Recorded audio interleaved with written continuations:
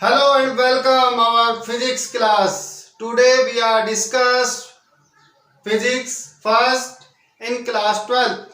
Class 12th की physics first में Coulomb's law discuss कर लिया था हमने प्रीवियस पीरियड में, जो प्रीवियस लेक्चर है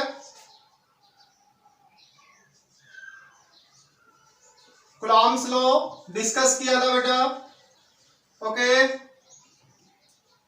कूलॉम्स लॉ और हमने डिस्कस किया था कूलॉम्स लॉ का फॉर्मूला आया था F is equal to K Q1 into Q2 upon R square. इस फॉर्मूले तक हमने कंसिडर कर लिया था इसको। K की यूनिट एंड डायमेंशन कंसिडर कर ली थी। यूनिट ऑफ K क्या आया था भाई? न्यूटन इंटू मीटर स्क्वायर पर Coulomb square and numerical value of K 9 multiply 10 to power 9 and K is 1 upon 4 pi epsilon naught. Okay, epsilon naught is permittivity of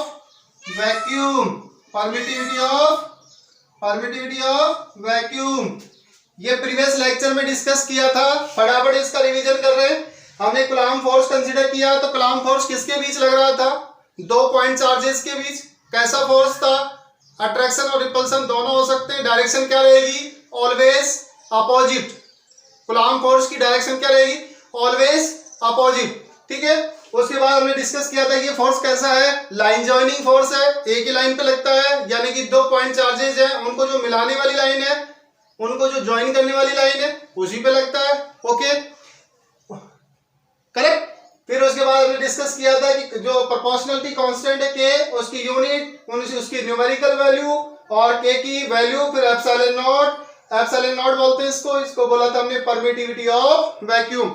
और इसकी numerical value भी consider की थी। एप्सिलॉन नॉट की numerical value क्या थी भाई? 8.85 मल्टीप्लाई 10 टू पावर -12 और यूनिट क्या थी? कूलॉम स्क्वायर पर newton into metre square. Clear है? यहां तक हमने कंसीडर कर लिया था। ओके, आज हम डिस्कस करेंगे जो ये हमने फॉर्मूला कंसीडर किया, ये कहाँ किया है? वैक्यूम में। ये जो फॉर्मूला है वो किसके लिए आया बेटा? फॉर एयर और वैक्यूम के लिए। एयर और वैक्यूम के लिए कंसीडर किया है फॉर्मूला। ठीक है। अब हम डिस्कस करेंगे कि चार्जेस के बीच, अगर ये जो चार्जेस है ये किसी मीडियम में प्लेस्ड हो। कहाँ प्लेस्ड हो? मीडियम में। इससे पहले पॉइंट चार्ज कहाँ प्लेस था? लेट अस कंसीडर ये पॉइंट Q1 चार्ज, ये Q1 चार्ज पॉइंट चार्ज, ये Q2 चार्ज। डिस्टेंस क्या थी भाई? Small r। क्लियर है? ये कहाँ थे? दोनों चार्ज एयर में। अब क्या करते हैं, अगर इन दोनों चार्जेस को किसी मीडियम में रख दें, फॉर एग्जांपल कोई लिक्विड है जिसका कोई भी लिक्विड की कोई भी वैल्यू हो सकती है ना।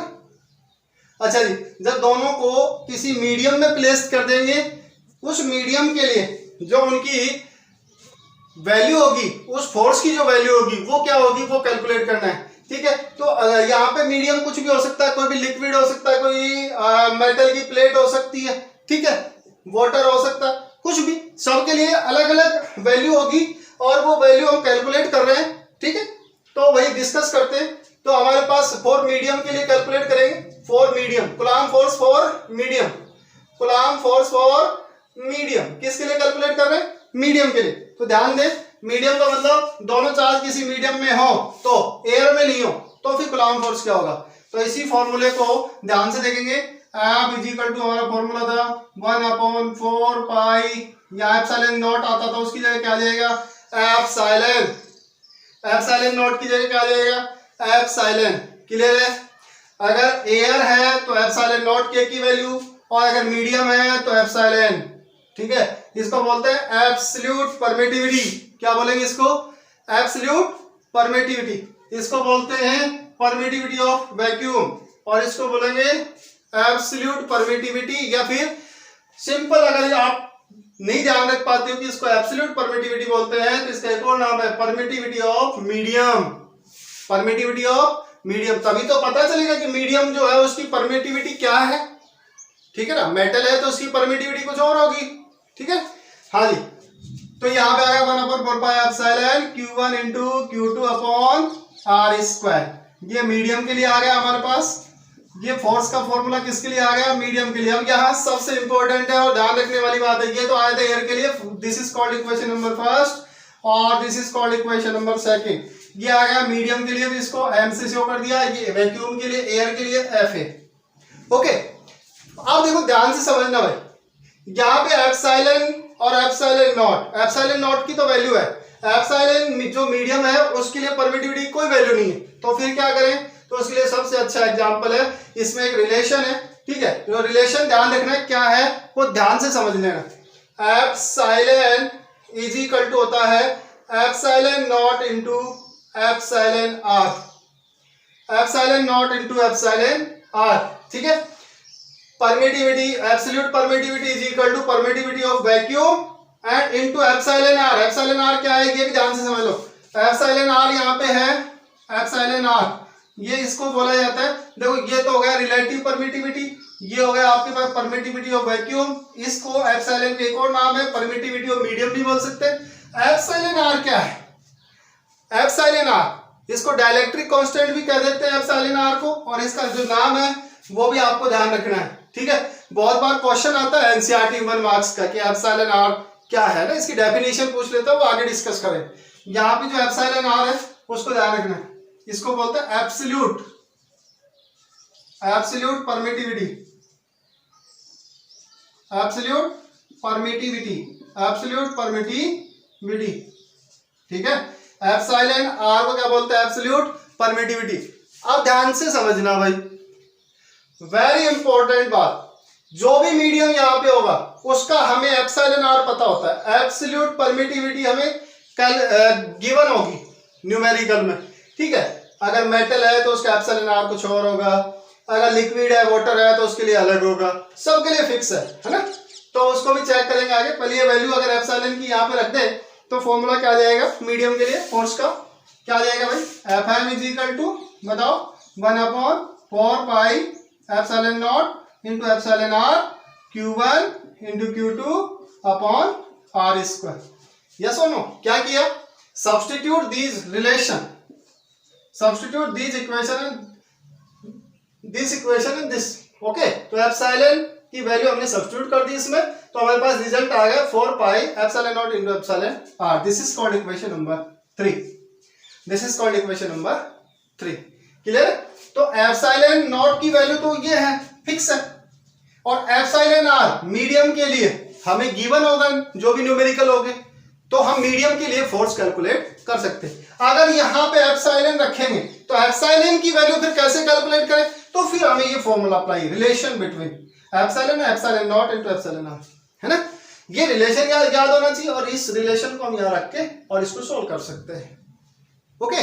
यहाँ पे देखो ध्यान देना, एयर के from equation first and equation third, from equation first and equation third, इन दोनों में देखो भाई, अगर यहाँ के की वैल्यू में रखूं तो एयर के लिए क्या आ जाएगी 4 पाई एप्सिलॉन नॉट, बोलो नहीं क्या, और यहाँ आ रही है 4 pi epsilon naught into epsilon R, ठीक है। अगर डिवाइड करें तो दोनों को डिवाइड करें तो क्या आ जाएगा, simple, divided equation 3 in equation first, तो एफ एम अपॉन या F A upon F M is equal to क्या आ जाएगा, बोलो।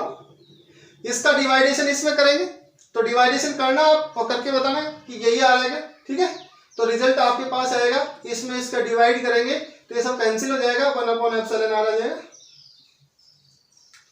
ओके। क्या आ जाएगा 1 एप्सिलॉन आर। अच्छा, इसका मतलब ये होगा कि 1 एप्सिलॉन आर जो है उसको F M is equal to, ये तो लिख सकते हैं epsilon R into F A, yes no, लिख सकते हैं। तो इसका मतलब एफ एम एप्सिलॉन आर की वैल्यू ग्रेटर देन होगी ऑलवेज 1 से, epsilon R is greater than always 1, clear. क्योंकि एयर के लिए 1 है एप्सिलॉन आर, तो भाई कोई भी मीडियम होगा तो एप्सिलॉन आर की वैल्यू 1 से ज्यादा होगी, तो भाई एप्सिलॉन आर जो ग्रेटर देन 1 रहेगा, इट मींस कि इसकी वैल्यू 1 से ग्रेटर देन रहेगी, तो हम ये कह सकते हैं इस रिलेशन से, ध्यान से देखना, इस रिलेशन से कह सकते हैं F M upon F A is less than 1, always less than 1। कैसे, कि 1/एप्सिलॉन आर की वैल्यू 1 से ग्रेटर देन रहेगी, तो 1 से ग्रेटर देन रहेगी, 1 से डिवाइड करेंगे तो वैल्यू को डिक्रीज होगी, तो ये लिख सकते हैं FM/FA इज लेस देन 1। अरे यस और नो, क्लियर है? It means we can write कि FM is less than FA, cross multiply करेंगे तो इस रिलेशन को ये उधर जाएगा, तो इसका मतलब मीडियम में जो फोर्स होगा, मीडियम में जो कूलम्ब फोर्स होगा वो लेस देन होगा किससे लेस देन होगा? अरे क्लियर है? एयर से। ओके